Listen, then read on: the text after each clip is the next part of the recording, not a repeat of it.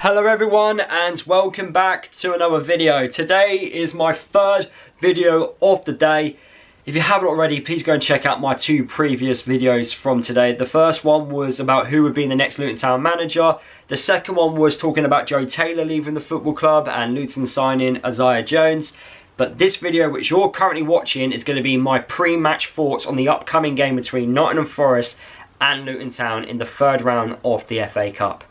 The FA Cup, it brings some magical moments. We've had some magical moments in the past. We've actually been beaten in the FA Cup final by Nottingham Forest in the past. But in this particular game, coming up, I feel like it's a free hit for Luton. And the pressure is on Nottingham Forest. Do I see a cup upset happening? No. I think the quality, the confidence which Nottingham Forest have at the moment will be far superior than what we've currently got at the moment, which is, I would say, low on confidence, especially away from home. We are currently managerless, but we do have big Mick Harford in that dugout, and if the players are not going to perform under him, then I guess they're doing it to themselves. It's a good opportunity for them to impress, because the new manager, regardless of who it's going to be, will watch this game. They will analyse this performance, they will look back at it, and if they perform bad, they're not doing themselves any favours, that's for sure. Nottingham Forest, they're flying high in the Premier League. It's going to be tough. They're currently third. They've won their last 6 games in the Prem. Elliot Anderson, in my opinion, has been one of their best players. It's been a massive standout. That name might sound familiar because we tried to get him on loan, believe it or not, before he went to Bristol Rovers, and then after Bristol Rovers when he was at Newcastle. We tried to get him on loan. We were unable to make that happen. But I do think he's been their best player from what I've seen. Morgan Gibbs-White, Hudson-Odoi, a few other standouts as well. I could give you a list of standouts if I'm being honest with you with Nottingham Forest this year. We were unbeaten in our last 6 games against Nottingham Forest, so we've got a decent record, but I do think that will end tomorrow. And of course, if this game does end as a draw, it will go to extra time and penalties. So, the style of play which Nottingham Forest have, it is a 4-2-3-1. They attack down the left-hand side. They basically take advantage of Hudson-Odoi's qualities down that left-hand side. They will take a lot of shots. They will shoot from outside the box. So if you give the likes of, Morgan Gibbs-White time and space, he will take full advantage of that, and because of the level of quality he has, most likely it will go in. The same with Ward-Prowse, because he's been a squad player for Nottingham Forest. I do expect Nottingham Forest to have a slightly rotated side in this game. I do expect Luton to make 1 or 2 changes as well, but I do think we're going to be a lot stronger than what I feel like we would have normally would do in a cup game, just because of the situation away from home, managerless and so on. Where was I? They do attempt plenty of long balls. If Chris Wood is starting up top for them, they will look to go long to him. He wins an awful lot in the air. He's one of the best target men strikers in the Premier League. Nottingham Forest, I have to be honest, are playing very similar. But of course, I'm just using this as an example for Luton fans. If you've not been watching Nottingham Forest this year, how Luton was during the middle of the Premier League season when we beat Brighton, Newcastle, Crystal Palace, that period of time. That's what Nottingham Forest are currently doing, but just on a far greater scale and on a longer period of time.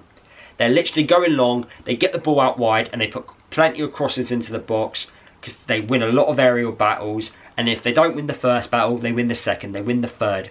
And with the attacking players they've got, Elanga, Hudson-Odoi, Morgan Gibbs-White, Chris Wood, loads of those attacking players, and of course they're missing out quite a few others as well. They just take full advantage of it, and that quality in the final third, they are just getting plenty of goals. So you can understand why Nottingham Forest have done so well this year, just from that style of play. They could do a bit of everything. They create a lot of chances through individual skill from the wingers. It is good to watch Nottingham Forest this year, you have to be honest. Although I didn't like some of the remarks some of the fan base made last year towards Luton fans. Oh, we stayed up despite having a point deduction and so on. I didn't like those types of remarks. I thought it was disrespectful. But regardless, you can't deny there's been a massive improvement from last year, and they're doing extremely well in the Premier League. What are their strengths? Counter-attacks, attacking and defending set pieces. Very important, because we're good at attacking set pieces, but they're also good at defending them. Creating chances through skill, as I've already mentioned. Aerial battles, as I've already mentioned. Murillo, who's been injured recently for them, he had an ankle injury. He is very likely going to start tomorrow against us. So Elijah or Morris will have a tough, task to have against Murillo. And of course, Chris Wood does win an awful lot of battles. So McGuinness, Tom Holmes, if Chris Wood is playing, going to have to deal with him. They're good at protecting the lead when they do go in front, and they're good at stealing the ball back when they counter-attack. Weaknesses, they do lose the possession quite frequently, but that's because they take risks. When you've got creative players with quality, they are going to try to attempt to take you on. They're going to take those risks, and that's why they lose the possession. I don't mind losing possession when you try something. It's just giving it back cheaply. That's what I have an issue with. In terms of team news for Luton, Isaiah Jones is actually available for this game. I did read the article again. He can feature for this game for Luton, which is great. He's someone with a bit of pace, with agility. I expect him to actually potentially play as a right winger. He might start from the bench. Of course, you've got Lamine Fanny as well. I don't think we'll see our new lad in Christ Masoko feature in the team, I have to admit. Alfie is not available. That is the downside. He's not quite ready yet. Might be available for Preston next week. I don't mind that. I'd rather save Alfie for the league games, in games which I know we need to pick up the points. But as I've already said, look, tomorrow is a free hit. If we get something fantastic, we're in the next round of the cup. And what that would do, the confidence, the spirits amongst the camp would be very, very high. But if we lose, it all depends how we lose. It really does. If we lose by giving up, the players are going to get it. Fans are not going to be happy with that. But if you lose but you've given it a go, and we can see it like we saw in the Premier League last year, you get the respect back. It's time for the players to start acting up now. You've got the manager's got sacked due to some of your performances. Now it's time to, raise the level a little bit. You can sulk about Edwards leaving all you want. You did play a part in it. It's cool. You now got to move on. It's game time now. And try and impress the future Luton Town manager, because he might not want to play her.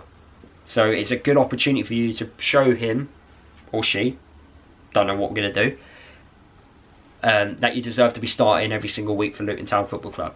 So that's my thoughts. Let me know what you think. Drop a like, comment your thoughts down below. My score prediction, I'm going to go with a 2-1 defeat. Let us score a goal, that'd be great. If we score the first, that'd be nice. Or the equaliser, just something. I would like to see us celebrate a goal, that'd be great, away from home.